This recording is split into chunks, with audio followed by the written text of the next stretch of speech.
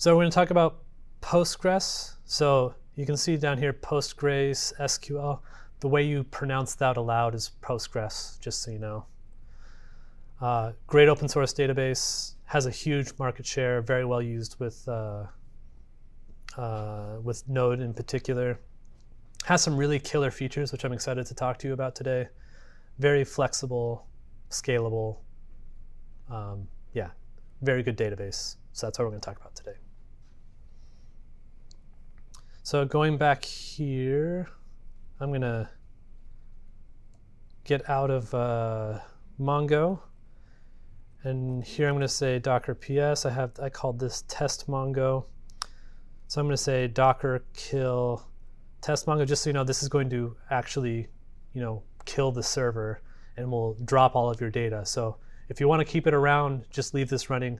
I'm done with it, so I'm going to say docker kill test Mongo. And now you can see it is no longer running. Instead, I'm going to run this one here. Docker run name my Postgres. In retrospect, that's really funny. That's MySQL, and I'm calling it my Postgres. That was not intentional, but kind of funny. You do have to give it a password, like a login password, or it will not start Postgres for you. I mean, I think they're doing that in the name of security. Obviously, we're not doing anything secure here. So I just said my secret password. I don't think we'll have to use that in the connection string later, but that's the only place. Port 5432, that's the one that we want to forward on. Make sure you're putting that in there. D for detach, --rm for remove the logs when we're done. And we're going to run Postgres :13.0. So that should be running now. And then we're going to run this right here, this docker exec right here to attach this program here called PSQL. That's the name of like the command line client. And you can see now I am connected to Postgres. So again, we're going to start with databases, right? We are inside of a database, and right now we are connected to the Postgres database. By default, you connect to this generic database called Postgres.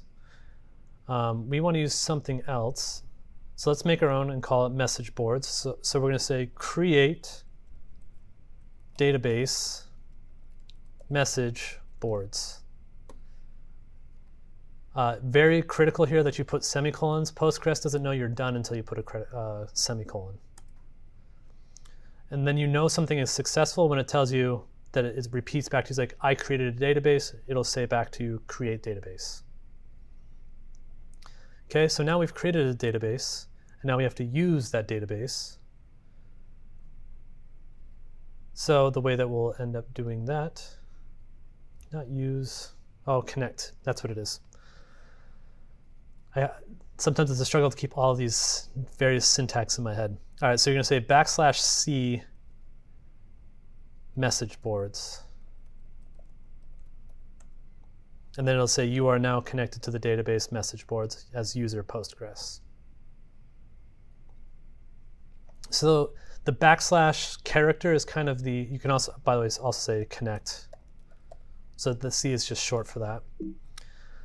The way that you do like admin commands in Postgres is use the \. So if I do \l, you can see here I have a message boards database, a Postgres database, and there's some template databases. That's kind of the list of the databases out. To see all the tables in a database, right now we don't have any tables, but \d would let me know all of the tables in my database. If you just want to see all the available commands, \? Will output, here's everything that you can do with \. And if you do \, oh yeah, and it puts it into more, right? Because there's a lot of stuff you can do with this, right? Anyway.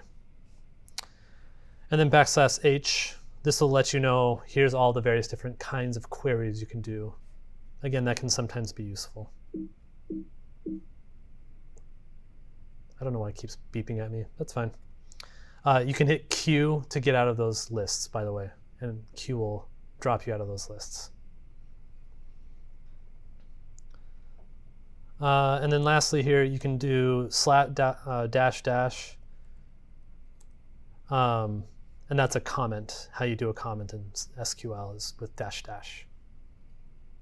So anything after the dash dash is a comment to the end of the line.